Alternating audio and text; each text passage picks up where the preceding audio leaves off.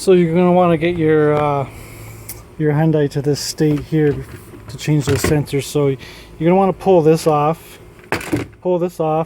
because everything's clipped into here, right? And then this piece over here is clipped into this piece. So this first, that second, this piece third, right? And if you look at this piece here, you're going to have some screw holes in the bottom of it. They're hidden in there. They're in there. There's some screw holes in there. You got to pull those out to be able to pull this out. And also there's some screw holes in the front here too as well. Right? So you got to pull this out, and you can see there's nothing in the back. It's just sitting there in the back. So you got to pull all those screws out. And of course, to get this piece out too, they've hidden some screws in here. You can see there's a hole there for a screw. There's a screw hole there. And of course, there's one on the end. Now I can't really take this piece right out because it's, unless I want to cut that cord for my trailer. But yeah, so again, this piece, that piece, and then the one in the garage has to come out. Basically, you want to access these bolts here, and if you're really good, you don't have to take any of this out as long as you can access these bolts. And you can see these are the ones that are holding the chairs in here. I do have the 60/40 rear seats here, so, and there's also bolts in the front too that you gotta take out as well. So on the inside, you're gonna have these little covers here. You gotta pry them off. Well, they're on there pretty good though. But right underneath these covers here, there's two per seat, is some more bolts holding these chairs in. So we'll get those off and show you what I mean.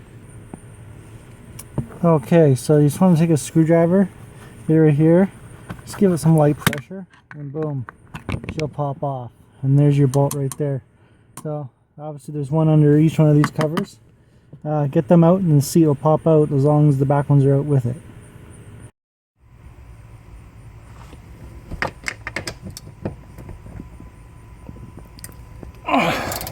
So they are, these are 14 mil bolts. So just go ahead and pop them all out. So there you are, pop them both out. Let's go do the front.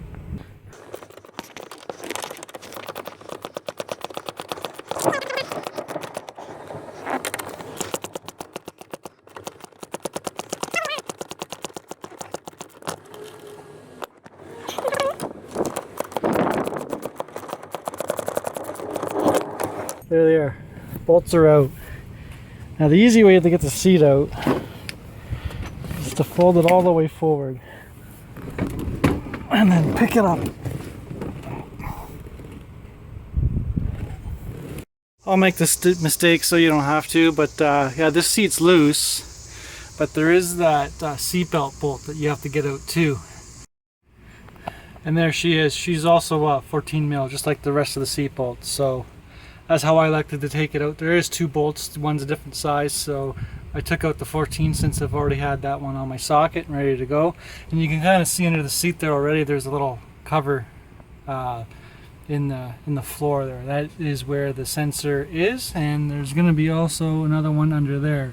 So there you go. I'll take that seat out and we'll go from there. So those seats aren't the lightest thing, so you're definitely going to need help getting it out.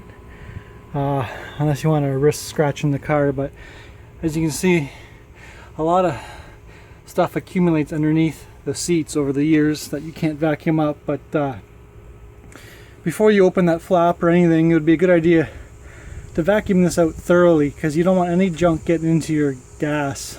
It can't fall in when it's in the vacuum cleaner.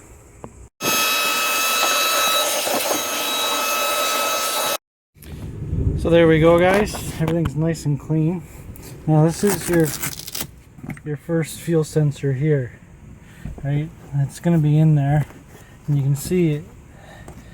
It's like a cover with some grommets on it, and there's actually another door underneath that. But I do just one at a time for now, just so that I can still have a seat in the back here if I need it. And they both have to be done though. You're getting the airs on both most likely, so just do them both. It's like replacing headlights. You know, one burns out, you just replace them both. Okay, so once you get this cover off, I pulled this grommet out, and it got this cover free at least, right? You don't want to tug on these wires too much, but now that you can get in here, you can kind of got some room to work here. So all these connections have to come off, right?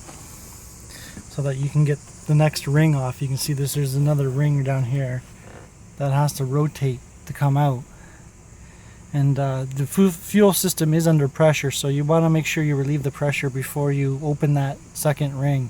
Now there's a few ways you can do that. You can pull the fuel pump fuse out and run your engine till it dies, or you can just pull all these plugs off and run the engine till it dies. But if you do pull the plug method, you really should do both sides, I think, just to be safe, because I'm not sure what side the fuel pump is on. So make sure you relieve the pressure, that way you don't get sprayed with fuel. Pulling the fuse out would be the easiest way. The fuel pump fuse is in here. It was right there, and you can see by the diagram, there we go, fuel pump number 16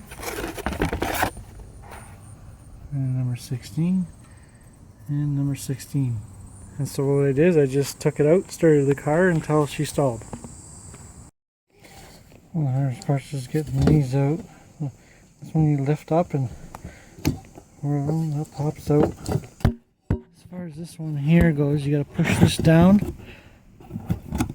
You gotta kind of wiggle it off.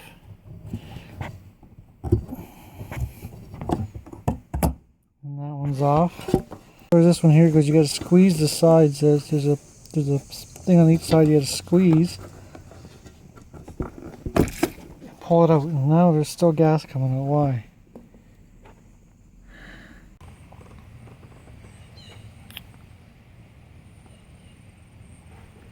So now I've taken this one out here, because it does say fuel pump on it, and it goes right there, and I still have pressure. So back to the drawing board again.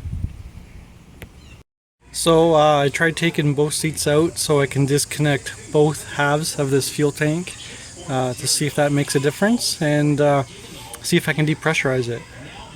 So there it is. I finally got this breaker tool to break this off. You can see the breaker tool there.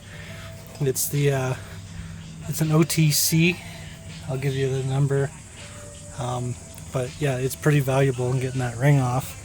So I got this sensor out here, and one thing to look at is, yeah, there's a sensor. Focus. You gotta focus on that.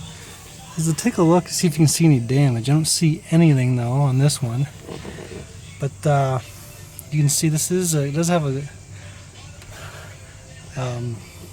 an O-ring there to seal back up, and just pay attention to and how that excuse me, how that wire is routed. Make sure you put the other one on the same way. Oh, this side's back on. One of the hardest things is to get this, because this doesn't push out of the way enough, so you're gonna have to play with that a bit. But this one was really easy. It's really flexible. Everything's back on. I'm not gonna put the connector back on just so I can maybe free up some slack for the other side here.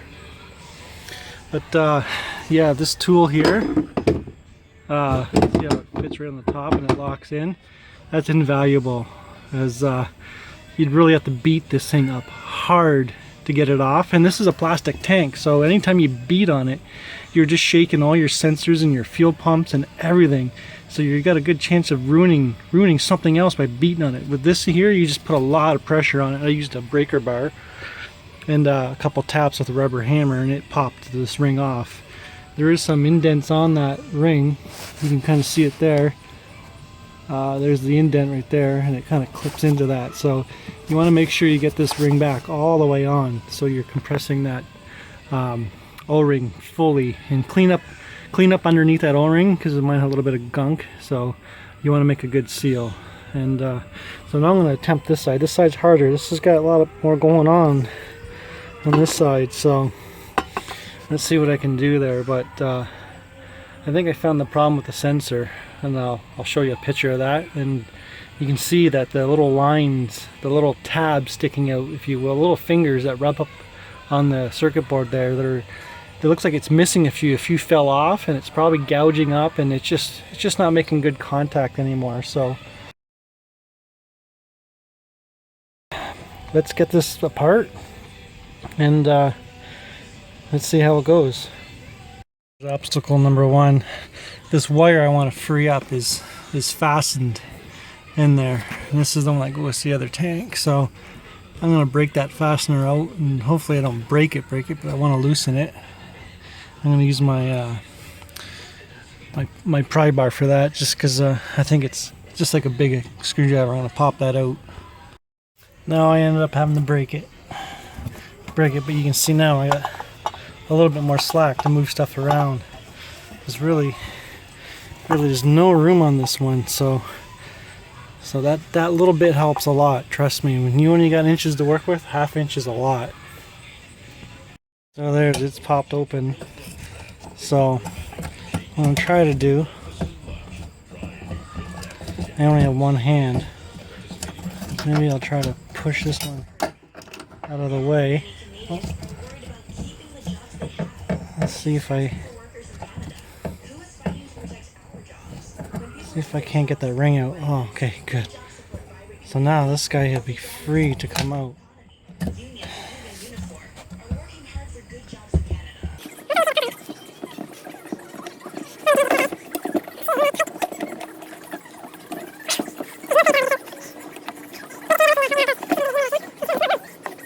You're definitely going to want to pay extra attention on this one to how the sensor is mounted in here, and how the wire runs through that little clip and goes up into here and feeds through and eventually ends up over here. So this is the guy that you got to pull out, plug all this, and just make sure you try to get it in the same way, because I'm sure it's done that way on purpose.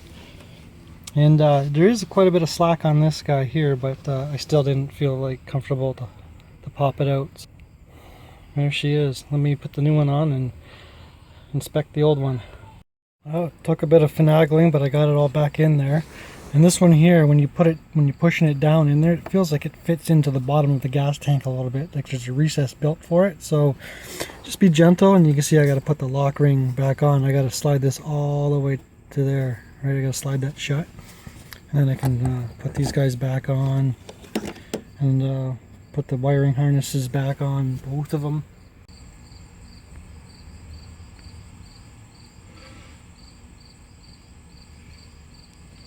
So there she is up close and focused. And you can see it slides back and forth.